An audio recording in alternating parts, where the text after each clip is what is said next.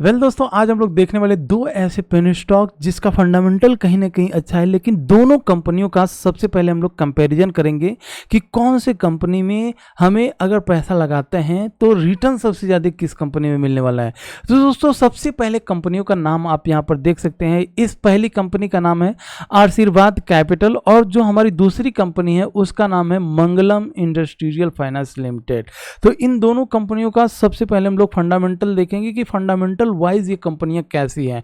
तो आइए दोस्तों सबसे पहले हम लोग आशीर्वाद कैपिटल का हम लोग फंडामेंटल देखेंगे और फंडामेंटल के बाद से टेक्निकल पर जब आएंगे तो टेक्निकल पर हम लोग समझने की कोशिश करेंगे कि टेक्निकली ये स्टॉक क्या बोल रहा है, कहाँ तक जा सकता है, अगर इसमें गिरावट हुई तो कहाँ तक गिर सकता है।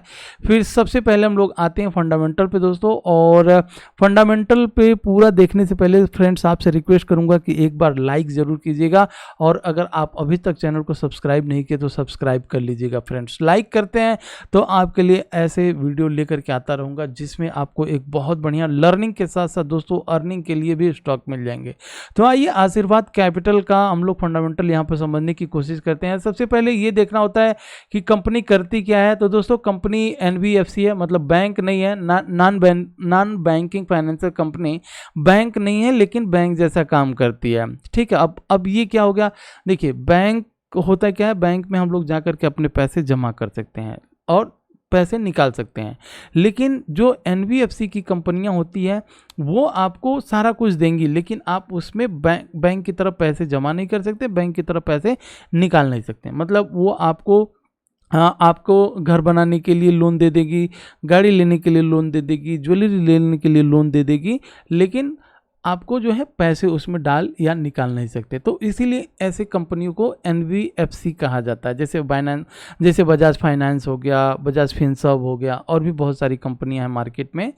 तो उसी तरह की ये छोटी कंपनियां हैं, इनका नाम है आशीर्वाद कैपिटल। तो दोस्तों आशीर्वाद कैपिटल की अगर हम लोग यहाँ पर फंडामेंटल सबसे पहले समझने की कोशिश करेंगे तो 28 करोड़ का इसका मार्केट कैप है और आरओई और आरओसी दोनों अराउंड 7.5% के हिसाब से ये कंपनी ऊपर चल रही है। मतलब आरओई और आरओसी के हिसाब से ये कंपनी बहुत बढ़िया। दोस्तों अगर प्रोमोटर होल्डिंग के स्टेक की बात करें तो 51% तक का प्रोमोटर होल्डिंग स्टेक। प्लेजिंग की बात करें तो जो प्रोमोटर होल्डिंग का स्टेक है यहाँ पर गिरवी नहीं रखा है, आप देख सकते हैं बिल्कुल प्लेजिंग नहीं है इस कंपनी में। अब दोस्तों अगर किसी कंपनी का सब कुछ बढ़िया चल रहा हो तो आपको यहाँ पर देखना होता है कि कंपनी में कहीं कर्जे तो नहीं है। तो बिल्कुल यहाँ पर कर्जा नहीं है, डेट फ्री कंपनी है। अब फ्रेंड्स अगर आप किसी कंपनी को देख रहे हैं बाई करने के लिए तो आपको यहाँ पर ये समझना होगा कि जहाँ पर हम पैसे लगाने जा रहे हैं तो क्या हम सस्ते भाव पर लगाने जा रहे हैं या महंगे भाव पर लगाने जा रहे हैं। तो यहाँ पर आपको देखना होगा करंट प्राइस 7 रुपया मोटा मोटी और बुक वैल्यू की बात करें तो 2.5 रुपये मोटा मोटी। मतलब ये कंपनी 2.5 गुना ही अपने बुक वैल्यू से भागी है। अगर हम यहाँ पर पैसे लगाते हैं तो अगर ये कंपनी 4 गुना या 5 गुना भी अपने बुक वैल्यू से भागती है तो हमें एक बहुत बढ़िया प्रॉफिट मिलने की प्रोबेबिलिटी है। तो यहाँ तो हम लोगों ने देख लिया। अब थोड़ा सा इस कंपनी का बैलेंस शीट देखेंगे और बैलेंस शीट में जो 3 चीज़ें होती हैं वो सबसे इंपॉर्टेंट होता है। ऊपर की ये 3 कॉलम ही आपको देखना है। सबसे पहले आपको देखना होता है शेयर कैपिटल, दूसरा देखना होता है रिजर्व और तीसरा देखना होता है बोरोइंग। तो जो शेयर कैपिटल होता है दोस्तों, शेयर कैपिटल या तो स्टैटिक रहे या तो कम हो। ये चीज़ें क्यों है मैं आपको, अगर आप मुझे फॉलो करते हैं तो आपको मैंने बता दिया है, अगर इसमें बताऊंगा तो बहुत बड़ी हो जाएगी। तो ये स्टैटिक है और बढ़नी नहीं चाहिए, शेयर कैपिटल जो है बढ़नी नहीं है। अगर शेयर कैपिटल मोटा मोटी समझिए, अगर शेयर कैपिटल बढ़ रहा है इसका मतलब कि प्रमोटर अपने स्टेक को बेच रहे हैं। ठीक है, अपने स्टॉक को मार्केट में बेच रहे हैं तो इसलिए बढ़ना नहीं चाहिए। अगर वही कम होता है तो कम होने की दिशा में क्या होता है, प्रमोटर अपने ही स्टेक को जिन्होंने पब्लिक में आईपीओ के माध्यम से बेच रखा है पब्लिक को, तो वो अपने ही स्टॉक को बाई बैक करते हैं। तो इसलिए यहाँ पर ये सब इफेक्ट देखने के लिए मिलता है। अब फ्रेंड्स आप देखेंगे रिजर्व, कंपनी में रिजर्व बढ़ना ही चाहिए। आप यहाँ पर देख सकते हैं इस कंपनी में पिछले क्वार्टर में 5.6 करोड़ का रिजर्व था। अब यहाँ पर इस कंपनी ने अपना रिजर्व बढ़िया बढ़ाया हुआ है। अब बोरोइंग आते हैं। बोरोइंग मतलब होता है उधारी। अब उधारी का मतलब कि उधारी कंपनी में बढ़ने नहीं चाहिए, वो घटे तो ठीक है। तो यहाँ पर देख सकते हैं इस कंपनी में बोरोइंग है ही नहीं, इसीलिए मैंने आपको स्टार्टिंग में बोला था डेट फ्री कंपनी है यहाँ पर। तो यहाँ पर हमें जो आशीर्वाद कैपिटल दिख रहा है, आशीर्वाद कैपिटल एक बहुत ही अट्रैक्टिव भाव पर दिख रहा है, लेकिन इसे कंपैरिजन हम लोग किससे करने वाले हैं? इसका कंपैरिजन हम लोग मंगलम इंडस्ट्रियल फाइनेंस से करने वाले हैं। उसके बाद से फिर हम लोग टेक्निकल पर समझेंगे कि कौन से स्टॉक सबसे पहले पैसा हमें दे सकता है। दोस्तों अब आ जाते हैं मंगलम इंडस्ट्रियल फाइनेंस के फंडामेंटल के ऊपर। तो यहाँ पर जब हम समझेंगे फ्रेंड्स, तो यहाँ पर हमें यही दिख रहा है कि जब इसका मार्केट कैप बढ़िया है, पहली वाली कंपनी से आशीर्वाद कैपिटल से, उससे बढ़िया इसका मार्केट कैप। और अच्छा, इस कंपनी का एक चीज आशीर्वाद कैपिटल का देखिए, यहाँ पर मैं आपको एक चीज और फोकस कराना चाहूँगा। स्टॉक पी 27 रुपया है इस कंपनी का, इसको ध्यान रखिएगा। आशीर्वाद कैपिटल का स्टॉक पी कितना है? 27 रुपया 80 पैसा।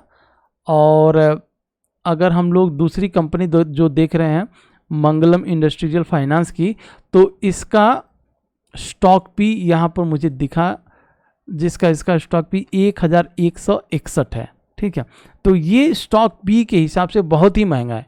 क्यों महंगा है मैं आपको रीजन बता देता हूं। सबसे पहले थोड़ा सा चीजें समझ लीजिए। मार्केट कैप 673 करोड़ है, और अगर हम लोग आरओई और आरओसी की बात करें तो ये कंपनी मात्र 2.72 के हिसाब से ये ऊपर भाग रही है। ROE return on capital employed और ROCE return on capital employed और आरओई रिटर्न ऑन इक्विटी। जी हाँ दोस्तों, रिटर्न ऑन इक्विटी ये दोनों का दोनों अभी 2.7 से है।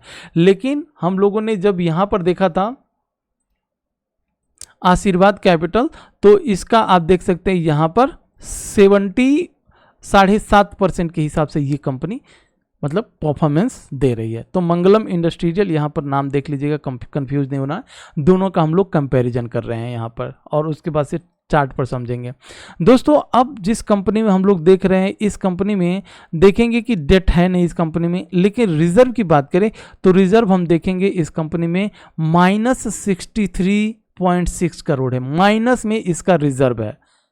और जो आशीर्वाद कैपिटल था, इसके अगर रिजर्व की बात करें तो डेट बिल्कुल खत्म है, और रिजर्व की बात करें तो 6.25 करोड़ इस कंपनी के पास रिजर्व था। मतलब आशीर्वाद कैपिटल मंगलम इंडस्ट्रियल से अभी भी अच्छा परफॉर्मेंस कर रहा है। अब देखते हैं प्रमोटर होल्डिंग का स्टेक की बात करें दोस्तों, तो 74.5% तक का प्रमोटर होल्डिंग का स्टेक है। प्लेजिंग की बात करें तो जो प्रमोटर होल्डिंग का स्टेक है इसमें भी प्लेजिंग नहीं है, ये अपने आप एक बहुत बढ़िया है दोस्तों। और यहाँ पर अच्छा, अब कंपैरिजन करेंगे कि जिस भाव पर हम लोग खरीदने जा रहे हैं, क्या यहाँ पर हमें खरीदना चाहिए या थोड़ा सा और वेट करना चाहिए। फ्रेंड्स अगर मैं इसका करंट प्राइस की बात करूं 7 रुपया, और इसके बुक वैल्यू की बात करें तो 0.34, मतलब अपने बुक वैल्यू से ये 20 गुना कंपनी ऑलरेडी ऊपर की साइड में है, 20 गुना भाग चुकी है। तो क्या हमें थोड़ा सा और इंतजार करना चाहिए इसमें, मंगलम इंडस्ट्रियल मंगलम फाइनेंस में, या हमें यहाँ पर लगाने चाहिए पैसे, ये चार्ट के ऊपर हम लोग समझेंगे। लेकिन फिलहाल अपने बुक वैल्यू के हिसाब से ये कंपनी यहाँ पर मुझे रिस्की दिख रही है। अच्छा, इस कंपनी में एक और ख़ास चीज़ मैंने यहाँ पर देखा, जब इन्वेस्टर वाले कॉलम पर आए दोस्तों, तो इन्वेस्टर वाले कॉलम पर मैंने यहाँ पर देखा कि सितंबर 2021 तक इसमें प्रोमोटर होल्डिंग का स्टेक कितना था, 52.54 था। लेकिन यहाँ पर आप देख सकते हैं दिसंबर वाले क्वार्टर में 74.54, मतलब इसके प्रोमोटर जो हैं अपने ही स्टेक को खरीद रहे हैं, बाई बैक कर रहे हैं, जिसके हिसाब से यहाँ पर आप देख सकते हैं प्रोमोटर होल्डिंग का स्टेक इस कंपनी में बढ़ रहा है। तो अब अगर मैं बैलेंस शीट पर आऊँगा दोस्तों, तो बैलेंस शीट पर हम लोगों को चीज़ें यहाँ पर देखनी है कि reserve, borrowing, share capital static है, ठीक है, अभी इसमें कुछ चेंजेस नहीं दिख रहा है। तो यहाँ पर अगर हम देखें तो रिजर्व के मामले में इस कंपनी में अभी भी माइनस में ही है। बोरोइंग की बात करें तो बोरोइंग अभी नहीं है इस कंपनी में। तो फिलहाल हम लोगों ने सब कुछ देख लिया। प्रॉफिट एंड लॉस स्टेटमेंट में जाएंगे तो नेट प्रॉफिट पॉजिटिव में, ठीक है। अब आते हैं एक एक करके थोड़ा सा हम लोग समझेंगे। अब दोनों का कंपैरिजन करने के बाद से हमें ये समझ में तो आ गया कि आशीर्वाद कैपिटल अभी भी अट्रैक्टिव प्राइस पे है, और मंगलम यहाँ पर हम लोग देखें, मंगलम इंडस्ट्रियल फाइनेंस की बात करें तो इसमें अभी थोड़ा सा और वेट, क्योंकि अभी प्राइस ऊपर तो जा रहा है लेकिन मुझे ऐसा लगता है कि थोड़ा और हमें इंतज़ार करना चाहिए। लेकिन दो चीज़ें हम कर सकते हैं। सबसे पहले आशीर्वाद कैपिटल, अब यहाँ पर मैंने एक टूल्स लगाया फिबोनाची रिट्रेसमेंट। जी हाँ दोस्तों, फिबोनाची रिट्रेसमेंट को मैं आपके सामने सबसे पहले निकाल करके फिर दोबारा लगाने की कोशिश करूँगा और उसके बाद से समझने की कोशिश करते हैं। दोस्तों देखिए, यहाँ पर आपको 2 पॉइंट होनी चाहिए, हॉरिजेंटल रे, एक लो मालूम होना चाहिए और एक दूसरा हाई। जब भी कोई कंपनी नीचे से ऊपर की साइड में निकलती है दोस्तों, मान लीजिए ये कंपनी यहाँ से निकली ₹1.80 से और 14 रुपये हाई बना करके आई, तो जब 14 रुपये से नीचे आ रही है तो ये अब हमें कैसे पता चलेगा कि अब ये कहाँ तक नीचे जा सकती है। तो उसके लिए हम लोगों को फिबोनाची रिट्रेसमेंट एक ऐसा टूल है जिसकी मदद से हम लोग क्या करेंगे, जस्ट लो पे पकड़िए और लो से ले जाकर के ये जो हाई दिख रहा है, मैंने लाइन लगा करके रखा हुआ है, इस हाई पर आपको रोक देना है। अब इसका गोल्डन रेशियो जो होता है दोस्तों, गोल्डन रेशियो होता है 0.618। कौन सा होता है? 0.618। तो 0.618 एक ऐसा रेशियो है जो बहुत ही प्रचलित है दोस्तों। पूरा मतलब ये हर जगह, शेयर मार्केट में ही नहीं, हर जगह, हर मैथ में ये काम आता है। तो आप यहाँ पर देख सकते हैं 0.618 जिसे कहा जाता है गोल्डन रेशियो, उसी के पास आकर के रिस्पेक्ट लेकर के डबल बॉटम, यहाँ पर डबल बॉटम बनाया हुआ है। तो हमें यहाँ पर ये समझना चाहिए कि अब इसमें जो गिरावट थी, ऑलमोस्ट गिरावट खत्म हो चुकी है, डबल बॉटम बना दिया हुआ है। अब यहाँ से प्राइस को धीरे धीरे ऊपर की साइड में निकलना चाहिए। तो हम इसमें क्या करेंगे, कुछ पैसे, बहुत ज़्यादा नहीं, कुछ पैसे जो है हम इसमें लगा करके, मान लीजिए 1000 लगाना हो, 500 लगाना हो, अपने हिसाब से आपको स्टडी अपने हिसाब से करना पड़ेगा। क्योंकि दोस्तों क्या है कि देखिए, लर्निंग अगर आप अपने हिसाब से इस कंपनी को लर्न करते हैं, फंडामेंटल लर्न करते हैं, टेक्निकल लर्न करते हैं, और वहाँ से जब आप पैसे लगाते हैं और जब प्राइस ऊपर जाता है, तब आपको चीज़ें पूरा क्रिस्टल क्लियर हो जाता है कि हाँ, हमने इस कंपनी का डीप एनालिसिस की, डीप लर्निंग की, और आज देखिए मुझे एक ऐसा प्रॉफिट मिल रहा है। लेकिन बाद में मैं आपका सपोर्ट कर ही रहा हूँ। अगर आपको कुछ भी डाउट है तो मुझे आप कॉल भी कर सकते हैं, टेलीग्राम पर मैसेज भी कर सकते हैं।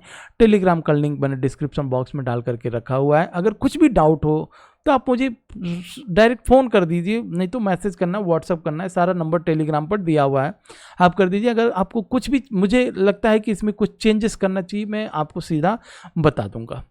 तो सबसे पहला तो ये हो गया। अब हमें इसमें एक सपोर्ट लगा लेना है दोस्तों। अगर सपोज हम यहाँ पर बाई भी कर रहे हैं तो ₹6.26, मतलब मोटा मोटी ₹6 हमारे पास स्टॉप लॉस होगा। और टारगेट की बात करें तो टारगेट ये यहाँ से जितना भी ऊपर जाएगा हमारा वो टारगेट रहेगा। लेकिन सबसे पहला टारगेट 14 मान करके चलते हैं। जो लोग शॉर्ट टर्म के लिए देख रहे हैं, अब फिलहाल इसका प्राइस ₹7 पर चल रहा है तो उन्हें ₹10 तक निकाल देना चाहिए। ठीक है फ्रेंड्स, तो ये पहली कंपनी हो गई। मंगलम की अगर हम लोग बात करें तो चलिए इसका थोड़ा सा मैं टूल्स निकाल देता हूँ। टूल्स निकाल करके हम लोग समझने की कोशिश करते हैं कि इसका क्या चल रहा है। तो अगर मैं यहाँ पर इसका लो, आप कहीं से भी, जब फिबोनाची का टूल आप लगाने जा रहे हैं तो आप कहीं से भी आप लो पकड़ सकते हैं। मान लीजिए मैंने यहाँ का एक लो पकड़ा और ऊपर की साइड में अगर मैं बात करूँ यहाँ पर एक हाई, तो यहाँ पर एक हाई पकड़ा। अब चलिए इसे यहाँ पर लगा देते हैं। फिलहाल अपने बुक वैल्यू से 20 गुना ऊपर जा रहा है। तो सोचना आपको है, समझना आपको है कि 20 गुना ऊपर आप इस कंपनी को बाई करना चाहते हैं। अगर सपोज आप बाई भी करना चाहते हैं, आपने मन बना लिया कि नहीं मुझे लॉन्ग टर्म के लिए इस कंपनी को बाई करना है, तो बहुत ज़्यादा पैसे एक बार में मत लगाइए, थोड़े पैसे लगाइए। क्योंकि अगर वहाँ से ऊपर गया तब तो ठीक है, लेकिन अगर सपोज नीचे भी आता है तो नीचे आने के बाद से एक अच्छा खासा हमारे पास फिर से चांस रहेगा कि उसमें एवरेजिंग बाइंग किया जा सकता है। दोस्तों ये है 0.618 गोल्डन रेशियो। अगर हम लोग यहाँ पर एक सपोर्ट लगाएं इस तरह से, ठीक है, यहाँ पर एक सपोर्ट लगाएं तो आप देख सकते हैं वहीं पर रिस्पेक्ट किया और फिर प्राइस ऊपर जाने लगा। चलिए मैं इस गोल्डन रेशियो को एक बार एज अ सपोर्ट यहाँ पर लगा देता हूँ और इसका कलर हम लोग चेंज कर लेते हैं। ठीक है, अब मैं क्या करूँगा, इसको फिबोनाची को यहाँ से निकाल देता हूँ। तो आप देख सकते हैं ये 0.618 जो फिबोनाची का गोल्डन रेशियो था यहीं पर आया और एग्जैक्टली यहाँ से प्राइस ऊपर जाने लगा। अब कहीं ना कहीं ऊपर की साइड में निकल रहा है। तो हमें क्या करना चाहिए, यहाँ पर हमें थोड़ा सा डाउट है कि कंपनी 20 गुना ये अपने बुक वैल्यू से ऊपर की साइड में भाग चुकी है। तो हमें अगर 100 रुपये लगाना है तो मात्र 25 रुपये ही लगाएंगे। और आशीर्वाद कैपिटल में अगर हमें 100 रुपया लगाना हो तो वहाँ पर हमें ये लग रहा है कि यहाँ पर हम आशीर्वाद कैपिटल के चार्ट के ऊपर आ जाते हैं। तब यहाँ पर हम लोग देख लेते हैं फ्रेंड्स। देखिए यहाँ पर हमें अगर पैसे लगाना हो तो हम यहाँ पर 100 रुपये में से क्या करेंगे, यहाँ पर 50 रुपये लगाएंगे, क्योंकि ये अट्रैक्टिव प्राइस हमें दिख रहा है बुक वैल्यू के हिसाब से भी, फंडामेंटल के हिसाब से भी। तो यहाँ पर 50 रुपये लगाएंगे और उस कंपनी में 25 रुपये, और जैसे जैसे ऊपर जाएगा लगाते जाएंगे। अगर सपोज नीचे आता है तो फिर 25-25 करके 2 बार एवरेजिंग भी कर सकते हैं। तो दोस्तों ये एक वीडियो रही पूरी लर्निंग पर्पज से, और 2 ऐसी कंपनी थी जो NBFC की, और एक बढ़िया जो है हमें आगे आने वाले दिनों में रिटर्न भी दे सकता है। तो जय हिंद फ्रेंड्स, कैसी लगी वीडियो प्लीज़ कॉमेंट बॉक्स में एक बार जरूर लिखिएगा। मिलते हैं नेक्स्ट वीडियो में।